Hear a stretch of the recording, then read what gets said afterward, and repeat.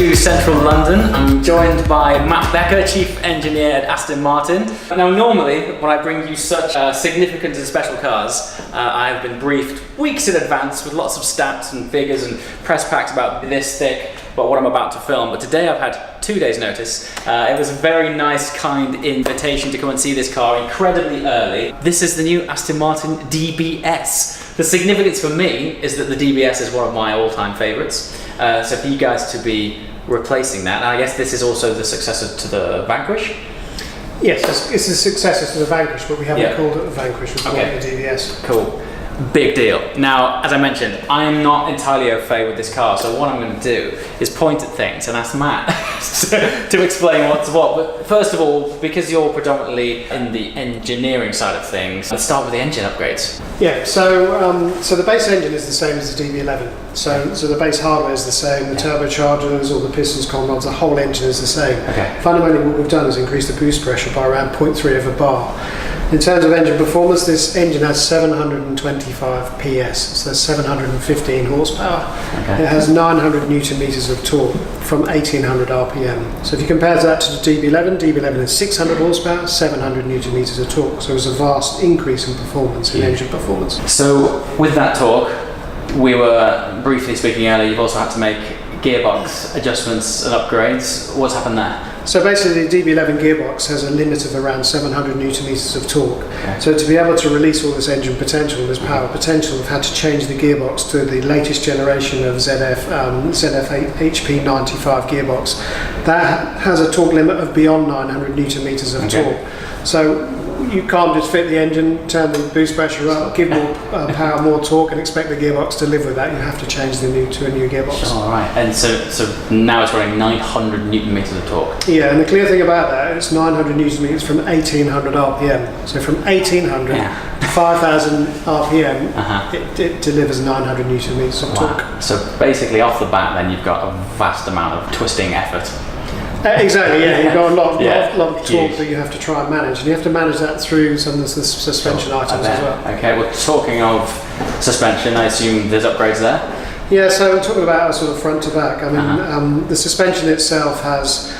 So we call DB11 our GT car, we call Vantage, which you've had experience with both cars now, is our sports car, and this is our Super GT car, so it's a DB11 on one. Sure, yeah. So basically the Super GT car in terms of dynamic character sits smack between a DB11 and a Vantage. So in terms of the increase in spring stiffness, the increase in anti-roll bar stiffness, is not as extreme as Vantage, but it's more extreme than DB11. This is basically our brief for the car, was to create something that is more engaging to drive than DB11. It's not to say DB11 is not engaging to drive, this has just got more dynamic character about it. Quickly back on the topic of the gearbox, have shift speeds increased? No, so shift speeds are comparable or as equal to the Vantage, so it's shifting gear as fast as it can for this type of technology. Yeah. Downforce though, again, quite a step on from DB11. Run us through that. Yeah, so in terms of, you can't create a car. So some of the vehicle performance stats of this car, just run through those, and then I'll explain why we need this level of downforce. So Vmax is 211 miles per hour.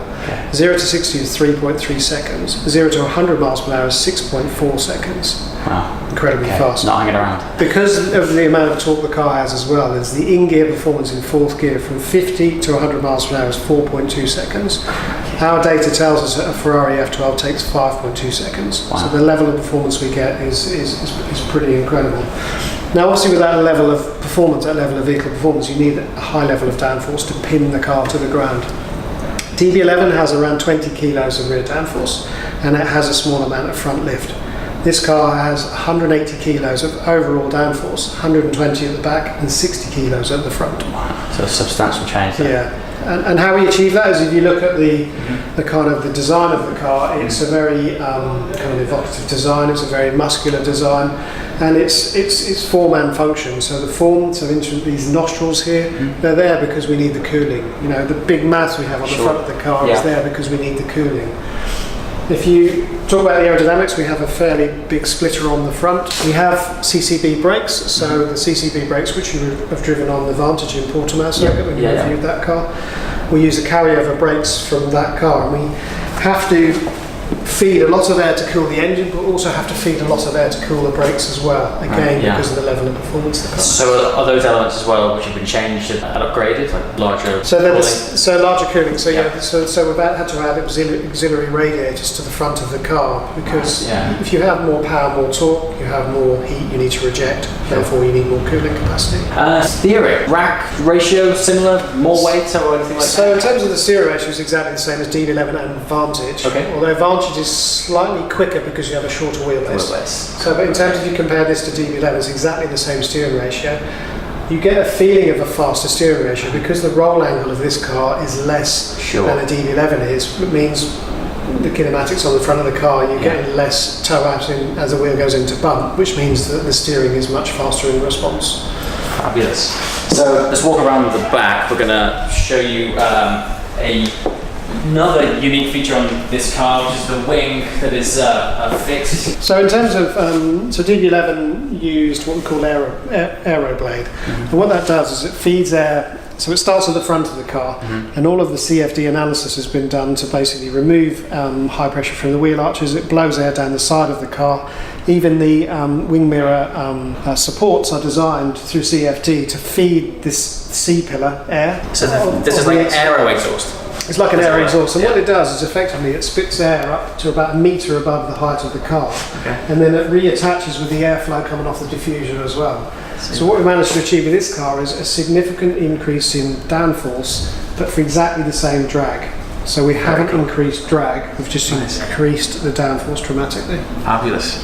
So while we're at the business end, talk us through the exhausts, because I've noticed we've got quad pipes now.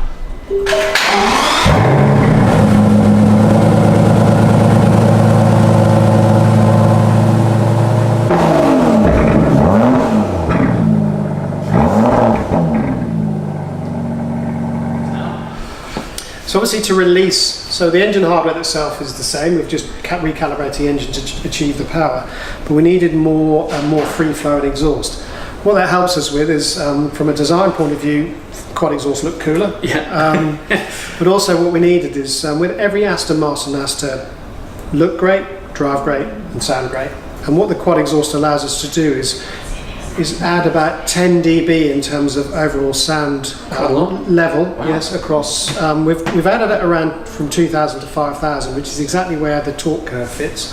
So it has more order content, more frequency content, and more sound level. And it has to be quality sound level, not just noise, but it has to be noise of the equivalent or the correct sound level of quality. And it does big skids. See, so 4 things you've mentioned, which I think is what summarises this brand.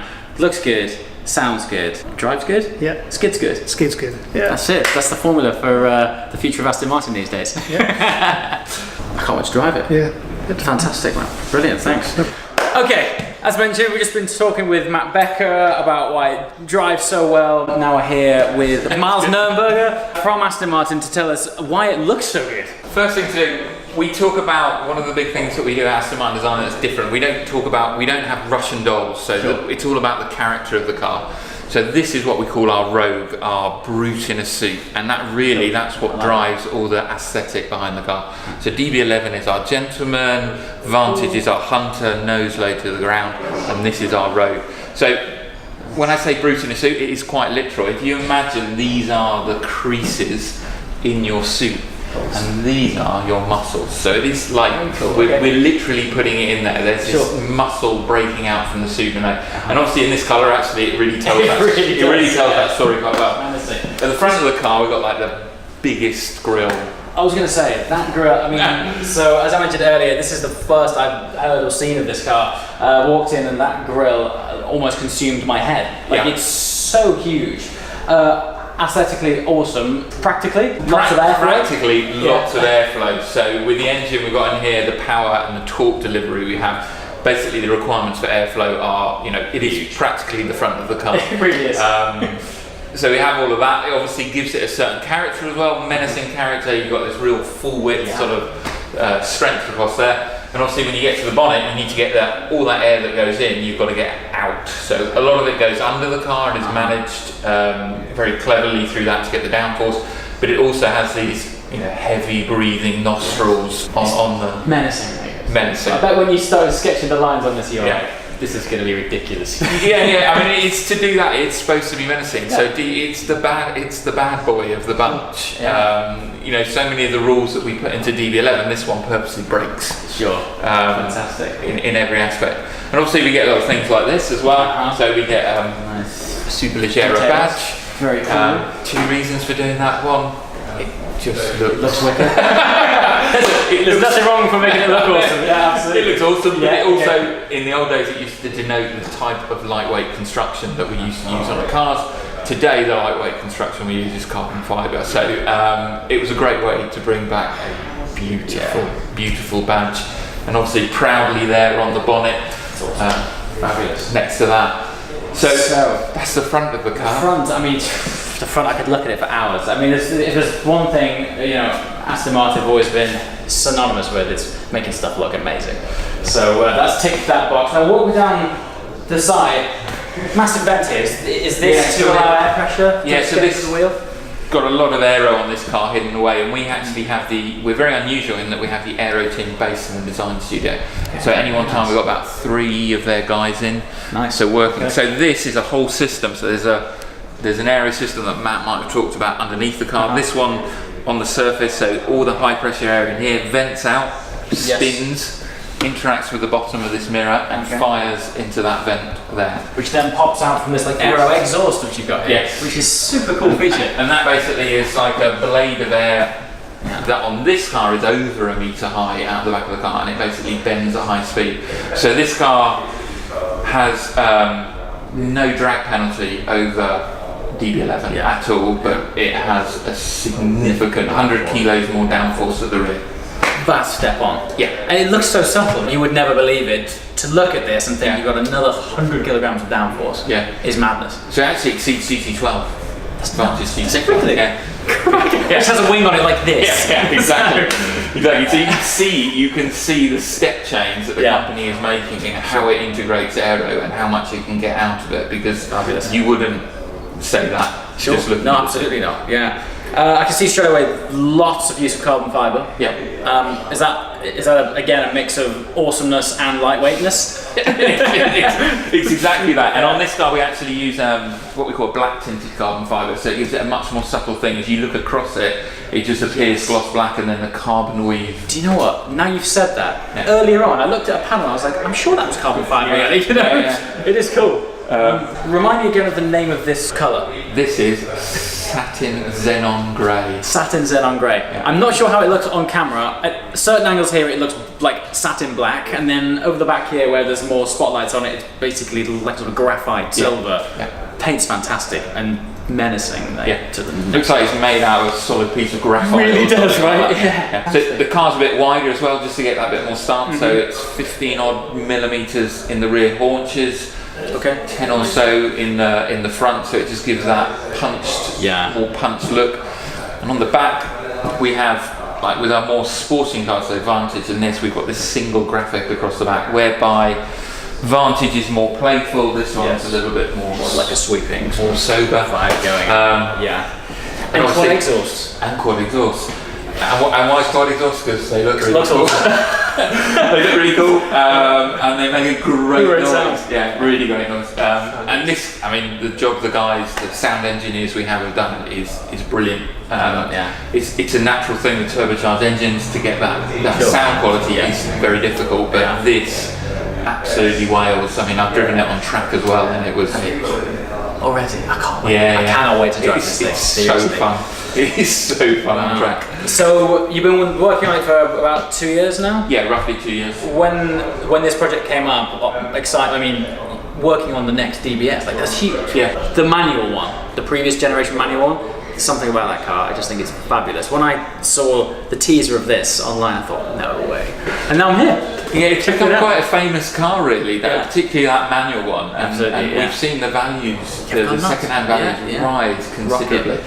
And you see them around. It's funny how many pop up around London all of a sudden. It's a really cool car now. Iconic car. So I think day one when we thought we knew that we were going to call this car DBS very, very early on. It was that taking that as I said, it's this fun bit of almost taking everything that DB11 stands for and just being a bit cheeky, breaking the rules, pumping it up that bit more, giving it more power, more downforce, more this. This is always a hard question, but anything that you're the most proud of or excited about? It's often the grill. It's the grill. It's the grill, and you know, when you see the prototypes that's testing on the back roads around Gaydon, when one comes towards you, it has a certain element of authority about it does, and it almost makes you, the first time you see one, it almost makes you sit up in your seat in the car, like, what is this? Like that. So I think, you know, it's always fun to evoke those emotions. Yeah, super cool. Well, I believe I'm having the grace and fortune to drive one of these soon, which will be very cool. Thanks for your time, mate. No worries. Really, congratulations on a great job. Aesthetically nailed, as they say. Thank you. Very cool. Great to hear. Thank you. Cheers. That's it.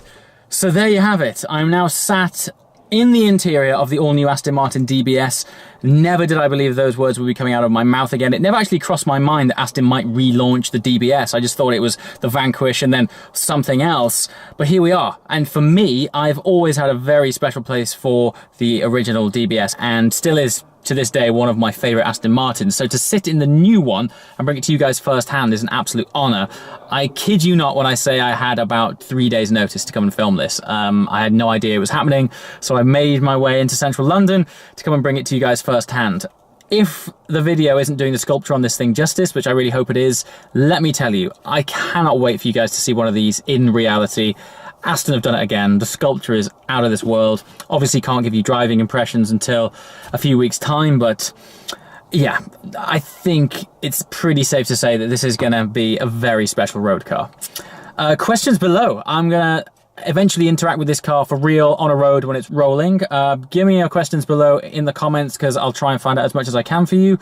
But yeah, that is basically just a quick preview of the new DBS. Oh, while I'm in here, I forgot to mention, they have also created some new sports seats for this car as well, which look very nice, and they have slightly higher side bolsters, which I imagine will provide more lateral support. As always, guys, thanks for watching, and I shall see you next time. Ciao!